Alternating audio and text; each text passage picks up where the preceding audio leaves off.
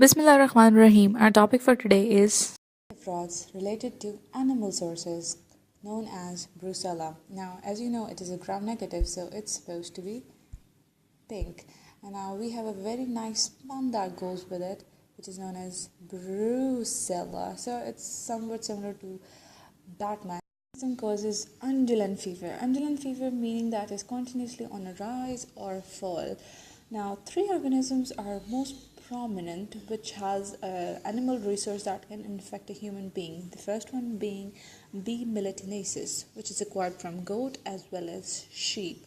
So this is along the eastern lines that most people will be affected by this organism as well as abortus, because that is acquired from cattle, whereas the western side will be having mostly Brucella susi, which is acquired by eating pigs. Of pathogenesis of this organism is not very well defined, somewhat like the Batman. But what we know is we have a few sources that it can be acquired by milk, and it is mostly seen in imported cheese that is from unpasteurized goat milk that is acquired in either Mexico or the Mediterranean region.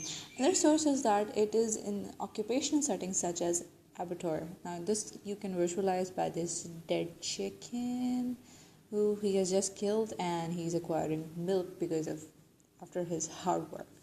We know that this organism is acquired by milk products or even through skin. So whenever this organism enters, it localizes in the reticuloendothelial system, which is primarily the spleen, the liver, as well as the lymph nodes that are mostly present in the neck. Now, the other thing is that it can also be found in the bone marrow. This gives rise to a serious complication in the bone which is known as osteomyelitis.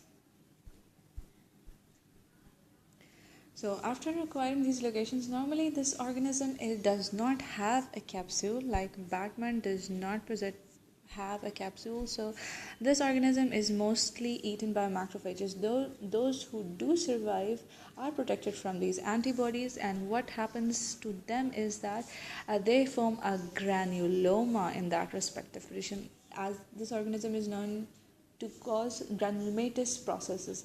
Now this granuloma is consisted upon a central abscess. It is surrounded by lymphoid cells and giant cells which has multiple nuclei. The incubation period of this organism is up from 1 to 3 weeks, so it can affect up to 1 month of this human. So the human results in symptoms such as undulating fever. The fever is continuously arising and decreasing pattern, but it does not completely disappear, and it can be for more than 3 weeks. That's all we know it. Another feature of this organism is that it leads to anorexia. If the patient is anorexic, he or she will not eat, which results in weight loss.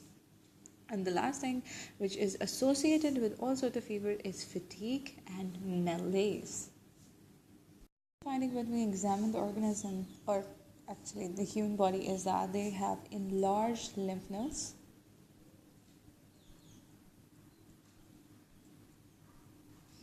as we know, this organism is a host to the reticular system, and that also occurs in the liver as well as in the spleen.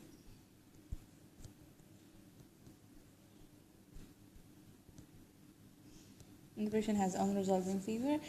The organisms such as B. melanosis has more prolonged infection than compared to B. abortus, which is self-limiting. Laboratory diagnosis. Now the recovery of the organism requires the use of enriched culture media, which is shown here, and the organism requires intubation in at least 10% carbon dioxide, which we have given an example here that Bruce or the Batman requires enriched media and intubation at 10% carbon dioxide. Now for rapid diagnosis of this organism, we use a slide agglutination test that it has Brucella antiserum, and when this organism is put on that the slide will agglutinate. Similarly, we'll know that it is a Brucella organism. Therefore, in order to know which type of Brucella organism, we use a biochemical test which helps us to differentiate between the three: melanosis, abortus, and suci. Now, this is the diagnostic point, but in the absence of all of this, if we have acute phase serum specimen and a titer which is at least 1 to 160 in the convulsing phase,